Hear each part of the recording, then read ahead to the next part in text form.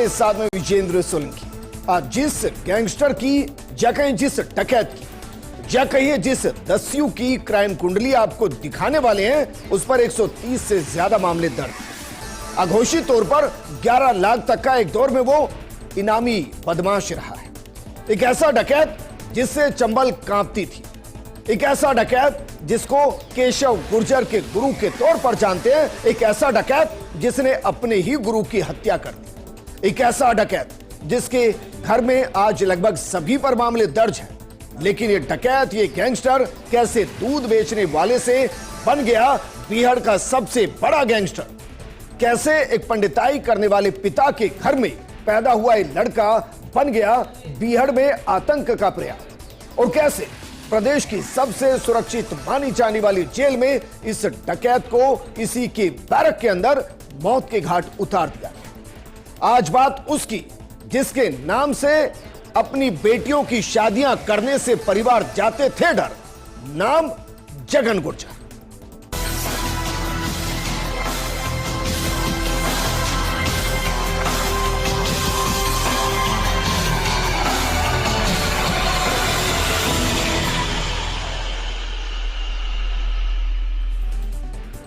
अब सोचिए, बैरक के अंदर 15 से 20 लोग और, उनमें से एक वो भी जिसने जगन गुर्जर को मार दिया, ऐसा कहा जा रहा है। लेकिन मारने से पहले उस बैरक के अंदर क्या क्या हुआ और मारने वाला कौन है, शुरुआत यहीं से करते हैं। और उसके बाद जगन गुर्जर की पूरी क्राइम कुंडली, कैसे दूध बेचने वाले से वो लहू बहाने वाले तक बना। जरा उससे पहले देखिए हुआ क्या है। जगन गुर्जर को क्या डकैत जिसको आज मार दिया गया है, मारने वाला कौन है? विष्णु जो कि आरोपी है, कुलदीप जगीना मर्डर के अंदर, दोनों के बीच में कनेक्शन क्या है ये बताएं। उससे पहले जरा देखिए बैरक के अंदर की आज की कहानी क्या रही। सबसे पहले दोनों ने बैरक की सफाई की, दोनों ने मिलकर बैरक की सफाई की, हत्यारे ने भी और जगन गुर्जर ने भी। उसके बाद क्या हुआ, दोनों ने एक साथ लूडो खेला है बैरक के अंदर ही। उसके बाद खाने को लेकर दोनों में विवाद हुआ और तौलिए से जगन का गला दबाकर मार दिया गया। कहा तो यहां तक जा रहा है कि उस दौरान जब यह सब हो रहा था, बैरक के अंदर 15 से 20 लोग और थे, लेकिन ना तो किसी ने शोर मचाया और ना ही जगन गुर्जर को बचाने की कोशिश की गई। तो क्या वाकई में महज ये इत्तेफाक था कि अचानक से लड़ाई हुई और लड़ाई के बाद तौलिए से जगन गुर्जर को मार दिया गया, या यह बाकायदा एक स्क्रिप्ट थी जिस स्क्रिप्ट के जरिए जगन गुर्जर की हत्या की कहानी लिखी गई? चलिए हम आपको जगन गुर्जर की हत्या की इनसाइड स्टोरी बताते हैं, जो अब तक अलग अलग सूत्रों के हवाले से निकलकर सामने आ रही है। अजमेर हाई सिक्योरिटी जेल में सोमवार यानी कि आज डकैत जगन गुर्जर की हत्या हो गई। भरतपुर के कुलदीप जगीना हत्याकांड के आरोपी विष्णु जो कि उसी बैरक के अंदर था, उसने जगन गुर्जर का टॉवल यानी कि तौलिए से गला दबाकर मर्डर कर दिया। हार्डकोर बंदी विष्णु और जगन गुर्जर एक ही बैरक के अंदर बंद थे। हत्या की एसपी हर्षवर्धन अग्रवाल ने पुष्टि की। जानकारी के मुताबिक डकैत जगन गुर्जर मार्च 2026 से हाई सिक्योरिटी जेल में बंद था। अब यह हाई सिक्योरिटी जेल क्या होती है और सामान्य जेल क्या होती है, यह भी आपको बताएंगे। जबकि विष्णु 3 साल से यहां बंद था। दोनों ने सुबह 11 बजे बैरक की मिलकर सफाई की है, साथ में लूडो खेला है। लेकिन जब बैरक खोली तो डकैत जगन गुर्जर की बॉडी पड़ी थी। विष्णु से पूछा गया तो उसने बोला कि हां मैंने मार डाला। एफएसएल टीम ने मौके से सबूत जुटाए। शुरुआती जांच में छोटे मोटे झगड़े को लेकर यह हत्या होनी बताई गई। गैंगवार जैसी कोई बात अभी तक सामने नहीं आई।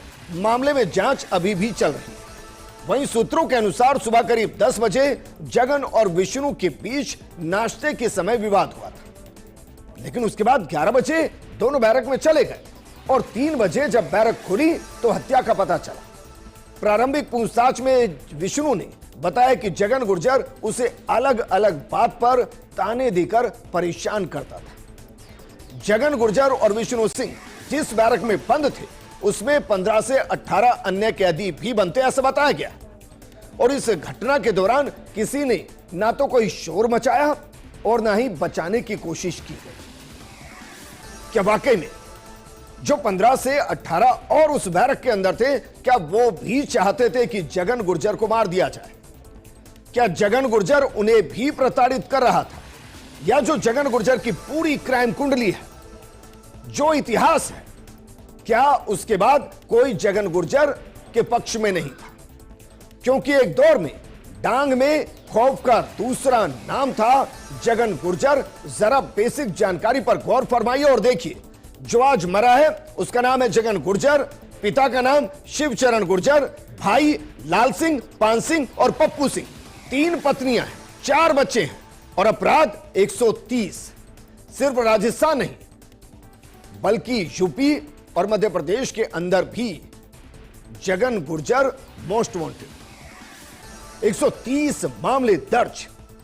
लेकिन कहते हैं ना कि हर एक गैंगस्टर की कहानी जहां से शुरू होती है उससे पहले की कहानी बड़ी दिलचस्प होती है। जगन गुर्जर की कहानी भी कुछ ऐसी है। आज खौफ का पर्याय बन चुका जगन गुर्जर हमेशा के लिए शांत हो चुका है। एक दौर में जब जगन गुर्जर से दुनिया कांपती थी या कहीं कि राजस्थान और कई जिले कांपते थे, आज वो खुद मौन है। लेकिन ऐसा नहीं है कि वो बचपन से ही आपराधिक प्रवृत्ति का था। तो वो कौन कौन से घटनाक्रम जिसने जगन गुर्जर को सबसे बड़ा डकैत बना दिया, जिसे खौफ का पर्याय बना दिया? दरअसल जगन गुर्जर 4 भाइयों में सबसे बड़ा था। जगन खुद गांव-गांव घूमकर दूध बेचता था, एक दौर ऐसा भी था, और इसी से परिवार का पेट भरता था। और जो पिता थे वो धार्मिक प्रवृत्ति के थे। लोक देवता बाबू महाराज के मंदिर में जगन गुर्जर के पिता पंडिताई किया करते थे। उनके साथ मंदिर में प्रसाद बांटने को लेकर मंदिर कमेटी के साथ विवाद हुआ। मंदिर कमेटी ने जगन के पिता का अपमान कर दिया और यह जगन को नागवार गुजरा। यह अपमान जगन गुर्जर सहन नहीं कर पाया और अपराध का रास्ता चुन लेता है। जगन गुर्जर ठान लेता है कि पिता के अपमान का बदला लेना है। कमेटी के लोगों को जगन गुर्जर जमकर पीटता है। अपराध की दुनिया में जगन की पहली दस्तक थी और इस अपराध के बाद जगन ने हमेशा के लिए गांव छोड़ दिया, बिहार को अपना घर और अड्डा बना लिया। लेकिन भूखे मरने की जब नौबत आई तब मध्य प्रदेश का डकैत मोहन गुर्जर गॉडफादर बनकर जगन की जिंदगी में आया। मोहन की गैंग में शामिल होने के कुछ वक्त में ही जगन उसका विश्वास पात्र बन जाता है।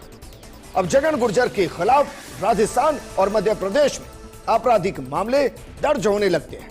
रंगदारी, लूट, फिरौती, अपहरण जैसे मामलों में जगन गुर्जर का नाम आने लगता है। इस दौरान कई बार जगन को गिरफ्तार किया जाता है। सजा काटकर वापस आते ही जगन एक बार फिर से अपराध की राह पर आगे बढ़ने लगता है। लेकिन जो गॉडफादर बना, क्यों उसी के अंदर जगन गोलियां निकाल देता है, क्यों उसे जान से मार देता है? इस कहानी की शुरुआत में कुछ और पन्नों को पलटते हैं और आपको लेकर चलते हैं सन 1994 के अंदर, जो जगन की जिंदगी में क्राइम की दस्तक लेकर आया। साल 1994 में धौलपुर के खानपुर में रहने वाले जगन के जीजा की हत्या हो जाती है। कुछ लोगों ने जमीनी विवाद को लेकर जगन के जीजा की हत्या कर दी। इसके बाद जगन ने बदला लेने की ठानी। उसने पत्नी और भाइयों के साथ मिलकर गैंग बनाई। अपने जीजा की हत्यारे की तलाश करते करते जगन को 4 साल बीत चुके। उसे नहीं पता चल रहा था कि हत्यारा कौन है। लेकिन 1999 में जगन को पता चला कि जीजा की हत्या उसके गॉडफादर, उसके गुरु मोहन गुर्जर के रिश्तेदारों ने की। इसके बाद मोहन और जगन में विवाद हो गया और मोहन ने जगन को रोकने की बड़ी कोशिश की। तब जगन ने जीजा का बदला लेने के लिए मोहन गुर्जर यानी कि अपने गुरु की हत्या कर डाली। और सिर्फ हत्या नहीं की, गैंग के मुखिया मोहन गुर्जर की हत्या करने के बाद गैंग ने जगन का विरोध ही नहीं किया। जगन गुर्जर गैंग का मुखिया बन गया और 3 भाइयों को गैंग में शामिल कर लिया। जगन के खिलाफ राजस्थान, उत्तर प्रदेश और मध्य प्रदेश में 130 से ज्यादा मामले दर्ज हो गए। आप सोचिए, जो कुछ साल पहले तक दूध बेचकर अपने परिवार का भरण पोषण कर रहा था, अब वो जगन गुर्जर एक गैंग का मुखिया हो चला था। कई राज्यों के अंदर मामले दर्ज हो चुके थे। अब वो लहू बहा रहा था और लहू बहाकर खौफ पैदा कर रहा था। सिर्फ इतना नहीं, 1994 के अंदर एक ऐसा खौफ, जगन एक ऐसा खौफ बन चुका था कि शादियां तक उसके गांव में और कई गांव में होनी बंद हो चुकी थी। उसके खुद के गांव में 10 साल तक कोई शादी नहीं हुई थी। जगन की दहशत से न सिर्फ गांव वाले बल्कि उसके पिता भी गांव छोड़कर चले गए। चौतरफा बिहड़ों से घिरे धौलपुर के डांग क्षेत्र में उसने अपना ठिकाना बना लिया। आज जो अजमेर की सेंट्रल जेल के अंदर तौलिए की वजह से मारा गया, न जाने उसकी वजह से कितने घर बर्बाद हुए, कितने परिवार न जाने कितने सालों तक खौफ की साए निची। एक वो जगन जिसने न सिर्फ दहशत फैलाई बल्कि राजनेताओं को भी धमकाया। करीब 15 साल पहले जगन गुर्जर ने कसम खाई कि वो अब अपराध की दुनिया में नहीं रहेगा। जो आदतन अपराधी होते हैं वो कभी अपराध की राह नहीं छोड़ते। जगन भी ऐसा ही हुआ। अब सोचिए, जगन अपनी बेटी की शादी करता है और तब उसने सार्वजनिक रूप से अपराध छोड़ने की कसम खाई थी। उसने आत्मसमर्पण भी किया, लेकिन हर बार जमानत पर बाहर आने के बाद जगन गुर्जर फिर से बिहाड़ों की राह पर चलता है। और यही वजह रही कि उसका नाम लगातार अपराध की दुनिया से जुड़ा रहा और वो सभी के लिए खौफ बना रहा और ये चलता रहा। आज उस पर एक पूर्ण विराम लगा है कि कभी सरेंडर, कभी सलाखे, कभी जगन लहू बहाता है और ये लगातार चलता है। हम आपको जगन गुर्जर की क्राइम कुंडली के कुछ ऐसे हिस्से बताते हैं जो बताएंगे कि जगन कैसे सरेंडर करता है, फिर बाहर आता है, फिर दहशत फैलाता है, फिर सरेंडर करता है, फिर बाहर आता है, फिर दहशत फैलाता है। इस बार वो बाहर तो आया लेकिन जिंदा नहीं, मुर्दा है। सबसे पहला सरेंडर 2001 में किया। तत्कालीन Dholpur SP Biju George Joseph की सख्ती के बाद एनकाउंटर के डर से जगन गुर्जर ने पहली बार सरेंडर किया। सरेंडर के बाद जगन ने कुछ साल तो जेल के अंदर सजा काटी। उसके बाद वापस आकर एक बार फिर से आतंक फैलाना शुरू कर दिया। दूसरा सरेंडर हुआ।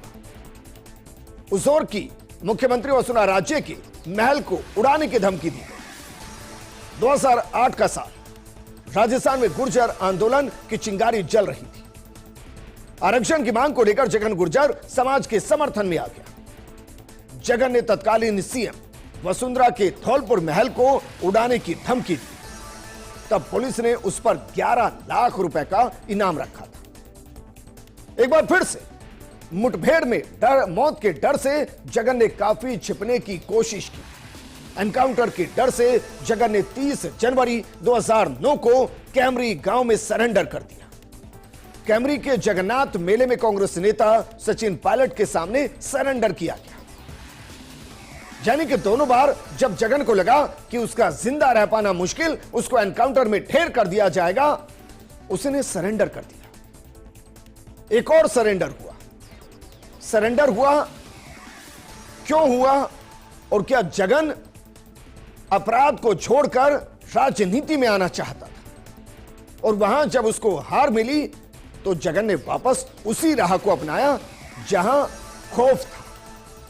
जेल में 8 साल तक रहने के बाद 6 मार्च 2017 को जगन गुर्जर रिहा हुआ। तब जगन गुर्जर ने सियासत में आने का फैसला लिया और जगन ने पत्नी ममता को निर्दलीय प्रत्याशी बनाया, जो बुरी तरह से हार गई। बोगला जगन ने लोगों को धमकाना एक बार फिर से शुरू किया।